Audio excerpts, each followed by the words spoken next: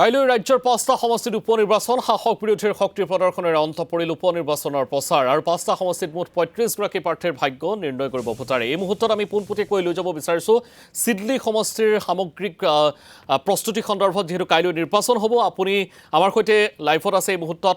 জয়ন্ত দেৱনাথ, আপোনাক স্বাগতম জনাইছোঁ। জয়ন্ত দেৱনাথ, আপুনি কোন প্ৰান্তত উপস্থিত আছে, কেনেধৰণৰ আচলতে কাইলৈৰ দিনটোৰ কাৰণে প্ৰশাসনীয়ভাৱে তৎপৰতা গ্ৰহণ কৰিছে এই সন্দৰ্ভত জানিব বিচাৰিম।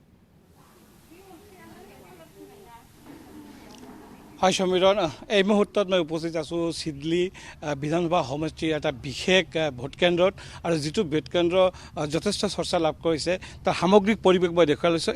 ইয়াৰ আচলতে চিডলি সমষ্টিৰ বাসুগাঁও চহৰৰ ৮২১ নং ৰামকৃষ্ণ আশ্ৰয় LP স্কুল আৰু এই স্কুলখনত জিলা প্ৰশাসনৰ পৰা এটি আদৰ্শ ভোটকেন্দ্ৰ হিচাপে স্থাপন কৰা হৈছে।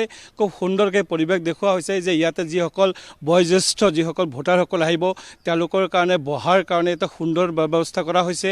তদুপৰি ইয়াৰ যি প্ৰৱেশদ্বাৰ যিখিনি সুন্দৰকৈ বেলুনেৰে সজাই লোৱা হৈছে আৰু তাতকৈ গুৰুত্বপূৰ্ণ কথাটো হৈছে যে এইখন সমষ্টিত যি আদৰ্শ ভোটকেন্দ্ৰ, এই ভোটকৰণ কেন্দ্ৰটোৰ যিসকল প্ৰিচাইডিং অফিচাৰ বা পলিং বিষয়া যিসকল ইয়াতে নিয়োজিত হৈছে বা নিৰাপত্তাৰক্ষী যিসকল আছে সকলো কিন্তু মহিলা। অৰ্থাৎ এই ইয়াতে ১৯১ আৰু ১৯২ যি দুটা পলিং ষ্টেচন ইয়াত আছে, এই পলিং ষ্টেচন দুটা সম্পূৰ্ণ মহিলাসকলৰ দ্বাৰা পৰিচালিত হ'ব।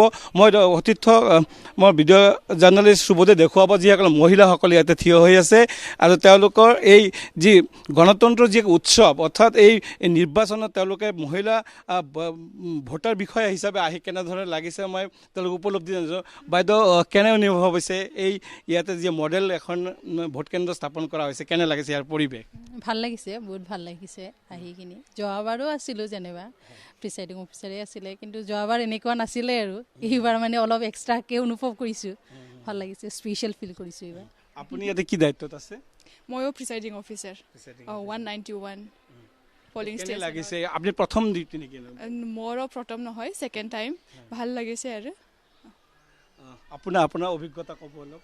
ময়ো ভাল লাগিছে, মই ফাৰ্ষ্ট পলিং অফিচাৰ হৈ আহিছোঁ। ভোটকেন্দ্ৰত আহি এনেধৰণৰ এটা সুন্দৰ পৰিৱেশ, এটা সুন্দৰ এটা মাজত কেনেকুৱা অনুভৱ হৈছে আপোনাৰ? ভালেই পাইছোঁ, আশ্ৰমত আহি পাইছোঁ নহয়, ভালেই পাইছোঁ। আমিতো আশ্ৰমৰ মানুহে এনেকৈ মানে ভালেই পাইছোঁ। সামগ্ৰিকভাৱে মই সতীৰ্থ দেখুৱাব যে আচলতে এই যিটো আদৰ্শ পলিং। হয়, জয়ন্ত দেৱনাথ, এই মুহূৰ্তত আপোনাক ধন্যবাদ জনাইছোঁ।